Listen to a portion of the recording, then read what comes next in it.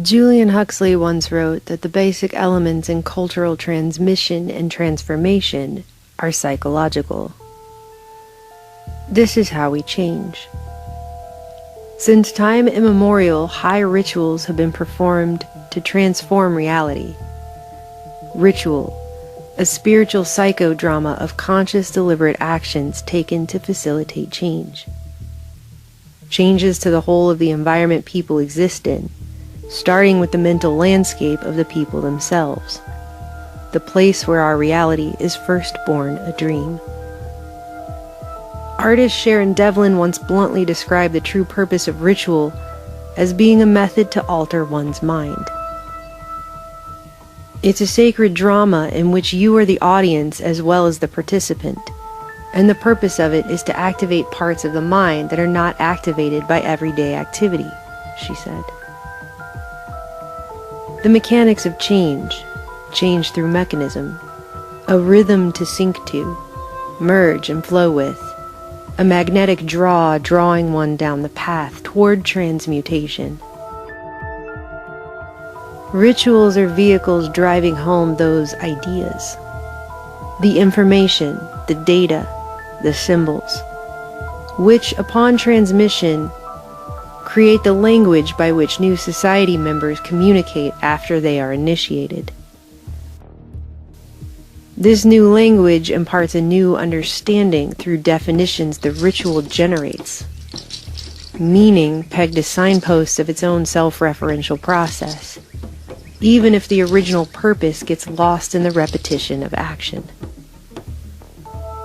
A ritual initiation introduces and inducts one into the way, a new way of life or worldview, a program to guide beliefs and actions, enabling the initiate to become a full and true member of the new society.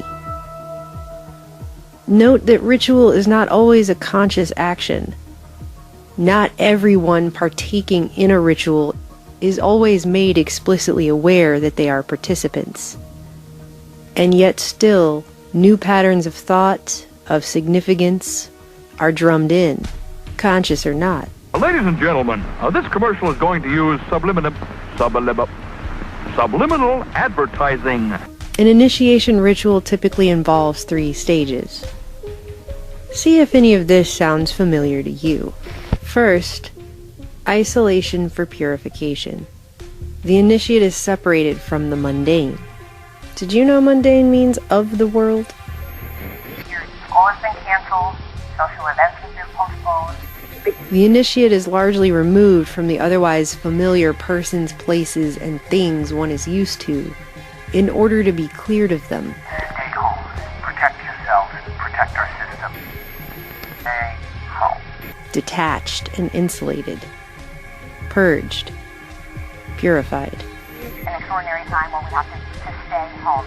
We have to stay physically distant from the ones we love. An essential element of this separation from one's typical environment is the suspension of the normal rules of living that one is used to.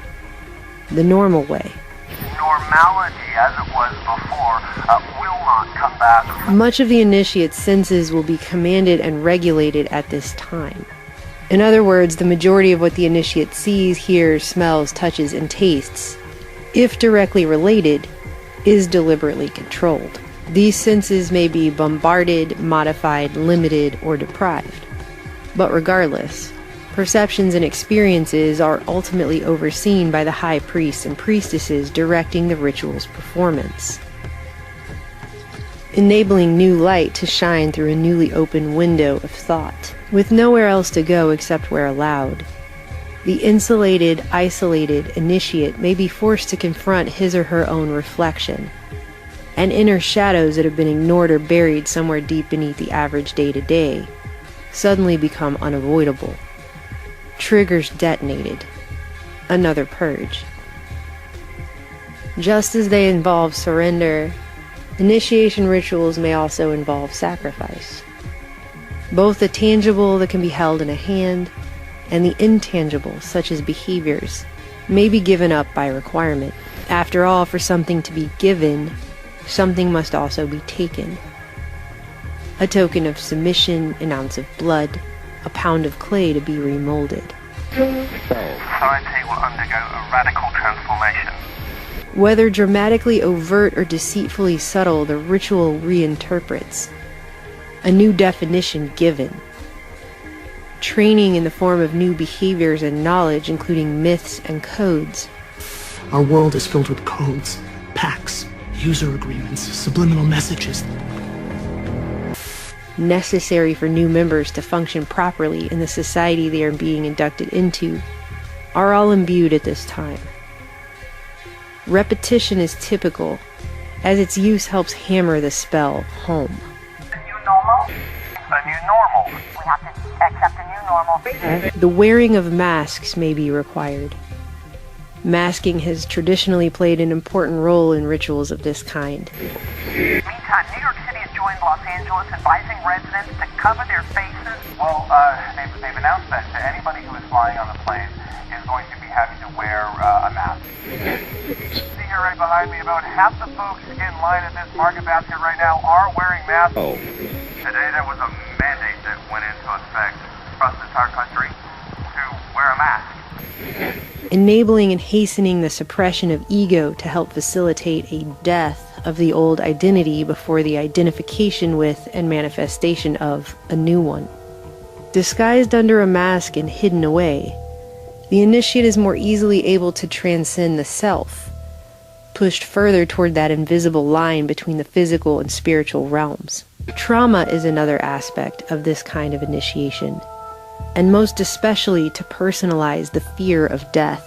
People are dying, and nearly 6,000 Americans have died. Sometimes the act of dying is even ceremonially role-played. The dark beyond the darkness. The yawning abyss. Only after death is confronted can the initiate be symbolically resurrected, reborn anew. To go to sleep in one world and wake up in another. While the process that is playing out is quite coordinated and sophisticated in reality, it may be executed in a purposefully confusing manner, so that the goalposts seem to keep moving back and forth, up and down, here now there, rendering the initiate unable to find solid mental ground from which to make logical sense of anything. We're trying to figure out how to do this every week because everything changes constantly. This disorientation is key. The uncertain timing generates a general anxiety, further removing the initiate from reality and leaving him or her more susceptible to a type of Pavlovian conditioning. This weakens the defenses just as a virus would, only this has the potential to break down the individual much more completely than a virus would. I know we're surrounded by uncertainty. Whatever the finer details, the previous way of life is shed like an old skin. At the end that comes before the beginning, the change begins.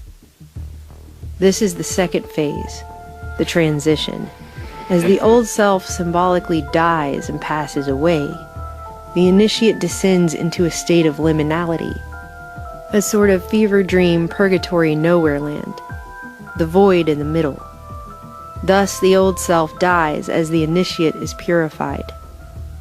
Now a white room, a blank canvas washed and primed and desperate for paint, a tabula rasa. At the same time his old existence and way of life dies, the initiate transcending it is gradually being processed, reprogrammed, and incorporated into his or her new environment, reformed, reconstituted, and rebirthed into the new world that awaits at the end of the tunnel.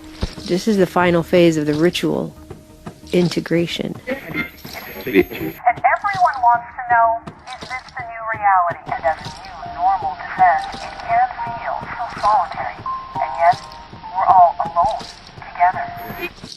Does any of this sound familiar now?